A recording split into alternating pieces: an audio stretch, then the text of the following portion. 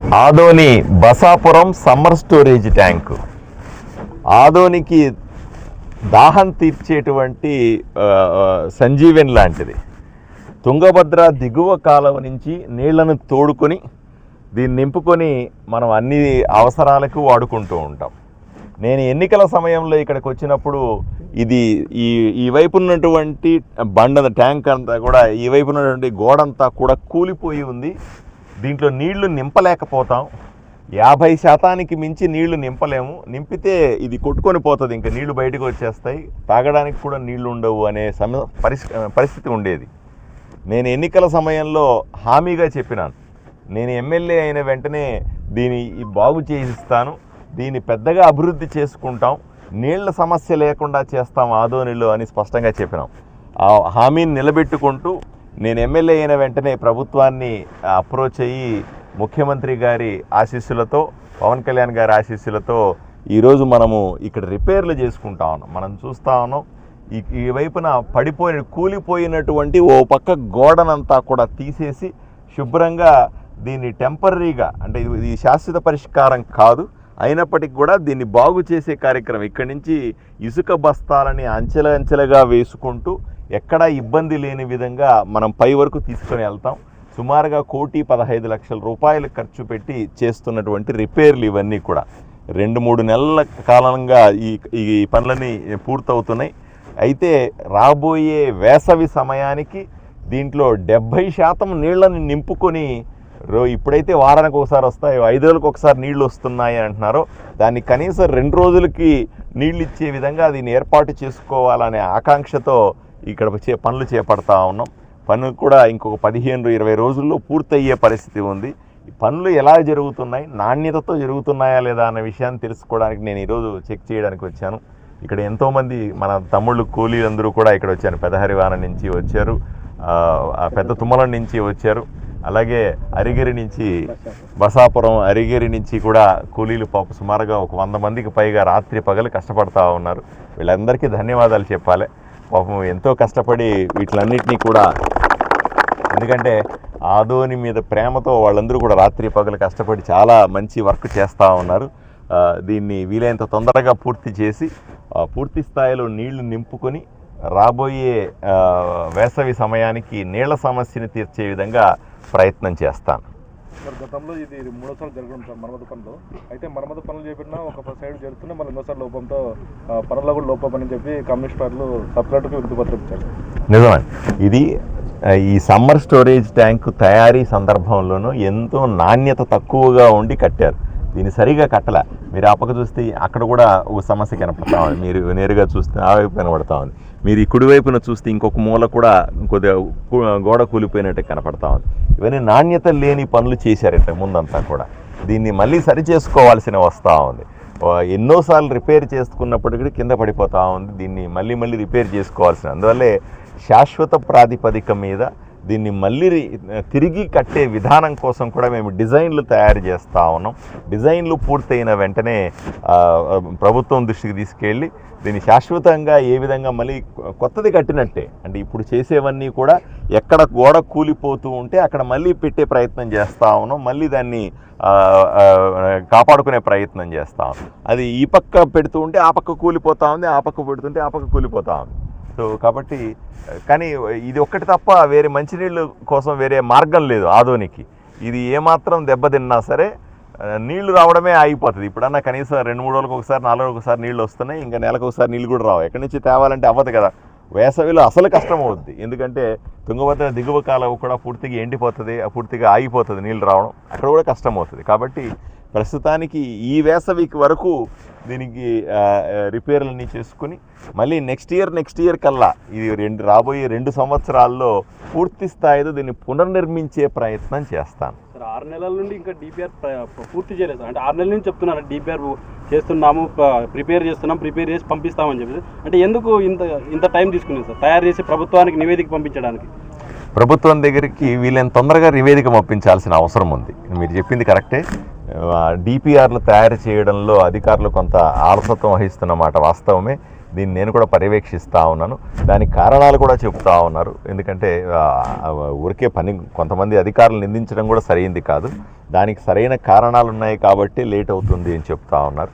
ఏది ఏమైనా వీలైనంత తొందరగా దాన్ని తయారు చేసి పంపించి ప్రభుత్వం దగ్గర అనుమతులు తీసుకుంటాను. Adoni Basapuram summer storage tank ఆదోనికి దాహం తీర్చేటువంటి సంజీవన్ లాంటిది. తుంగభద్ర దిగువ కాలువ నుంచి నీళ్లను తోడుకొని దీన్ని నింపుకొని మనం అన్ని అవసరాలకు వాడుకుంటూ ఉంటాం. నేను ఎన్నికల సమయంలో ఇక్కడికి వచ్చినప్పుడు ఇది ఈ వైపు ఉన్నటువంటి ట్యాంక్ అంతా కూడా ఈ వైపు ఉన్నటువంటి గోడంతా కూడా కూలిపోయి ఉంది. దీంట్లో నీళ్లు నింపలేకపోతాం. 50% మించి నీళ్లు నింపలేము. నింపితే ఇది కొట్టుకొని పోతుంది, ఇంకా నీళ్లు బయటకు వచ్చేస్తాయి, తాగడానికి కూడా నీళ్లు ఉండవు అనే పరిస్థితి ఉండేది. నేను ఎన్నికల సమయంలో హామీగా చెప్పినాను, నేను ఎమ్మెల్యే అయిన వెంటనే దీన్ని బాగు చేయిస్తాను, దీన్ని పెద్దగా అభివృద్ధి చేసుకుంటాం, నీళ్ల సమస్య లేకుండా చేస్తాం ఆదోనిలో అని స్పష్టంగా చెప్పినాం.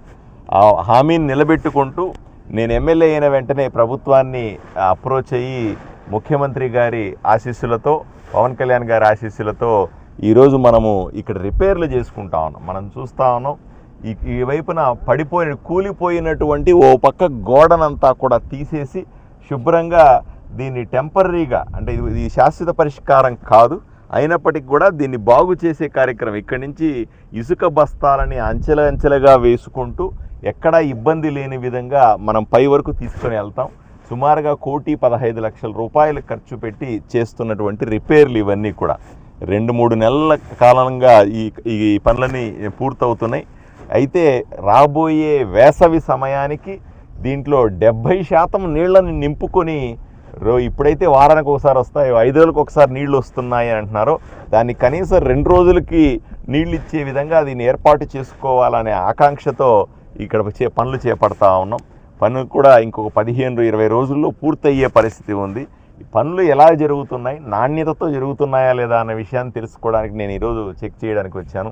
ఇక్కడ ఎంతోమంది మన తమ్ముళ్ళు కూలీలందరూ కూడా ఇక్కడ వచ్చారు. పెదహరివాన నుంచి వచ్చారు, పెద్ద తుమ్మలం నుంచి వచ్చారు, అలాగే అరిగిరి నుంచి, బసాపురం అరిగిరి నుంచి కూడా కూలీలు సుమారుగా ఒక 100 మందికి పైగా రాత్రి పగలు కష్టపడతా ఉన్నారు.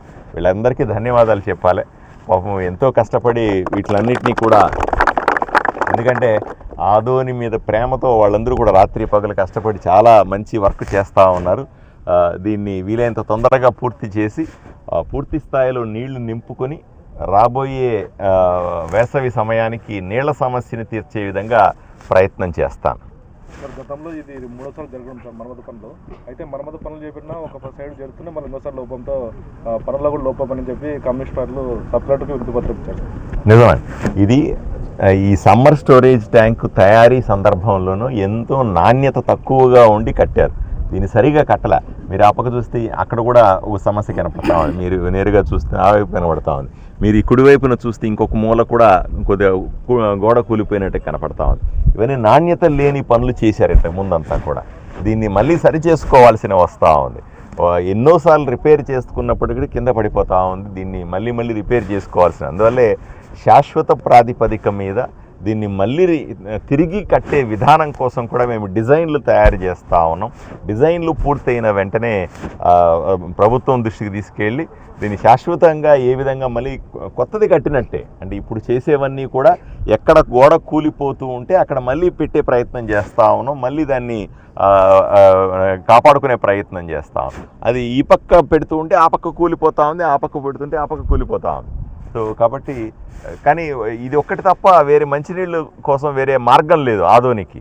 ఇది ఏమాత్రం దెబ్బతిన్నా సరే నీళ్లు రావడమే ఆగిపోతుంది. ఇప్పుడన్నా కనీసం 2-3 రోజులకు ఒకసారి 4 రోజులకు ఒకసారి నీళ్ళు వస్తున్నాయి, ఇంకా నెలకు ఒకసారి నీళ్ళు కూడా రావు. ఎక్కడి నుంచి తేవాలంటే అవ్వదు కదా.